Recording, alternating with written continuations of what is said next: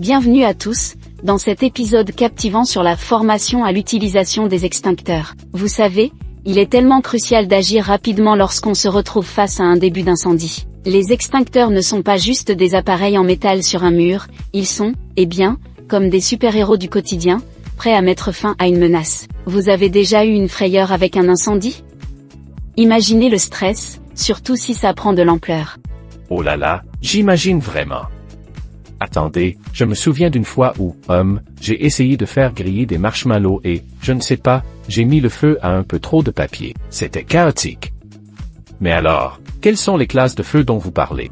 Exactement, les classes de feu sont un élément essentiel à comprendre. Nous avons 3 catégories. Premièrement, la classe A. Ce sont les feux de combustibles ordinaires comme le bois ou le papier. Ensuite, la classe B, qui concerne les liquides inflammables, comme le pétrole ou les graisses. Et enfin, la classe C pour les feux de gaz. Ça fait un peu peur, non? Mais, imaginez un campement où vous utilisez un réchaud à gaz, il est impératif de savoir quel extincteur utiliser dans ces situations. Oh wow, oui. Je n'y avais jamais pensé dans ce sens. Mais, comment on sait quel extincteur choisir alors? Je veux dire, ils ont tous une apparence un peu similaire, non? Oh. Oui, c'est tout un sujet. Les agents extincteurs varient en fonction de la classe de feu. Par exemple, pour la classe A, l'eau est particulièrement efficace. Mais pour les feux de classe B, des poudres spéciales sont utilisées, elles étouffent le feu et inhibent la réaction chimique. Pensez Y comme à une couverture qui éteint les flammes. Et pour les feux d'origine électrique, le CO2 est le meilleur choix, car il ne conduit pas l'électricité. Oh, ça fait beaucoup de sens maintenant. C'est comme choisir le bon outil pour un bricoleur, n'est-ce pas? Mais, qu'en est-il des risques? Utiliser un extincteur, ce n'est pas anodin. Vous avez touché un point très important.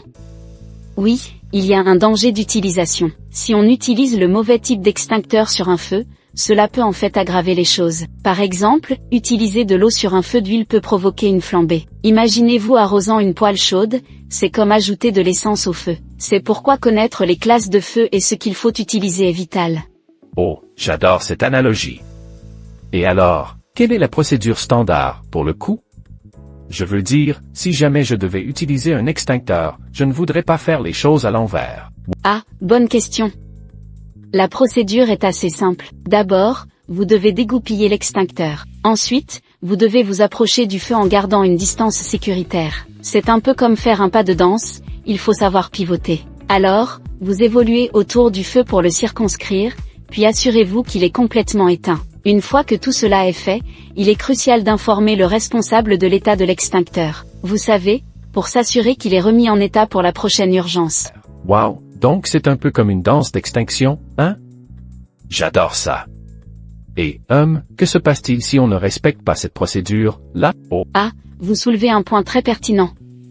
Si la procédure n'est pas respectée, cela peut rendre la situation encore plus dangereuse. Par exemple, s'approcher trop près pourrait vous exposer à des flammes ou des fumées toxiques. C'est un peu comme réussir une recette. Commencer par les bons ingrédients et suivre chaque étape est essentiel. Là, oh, je vois. C'est un vrai mélange de science et d'art alors.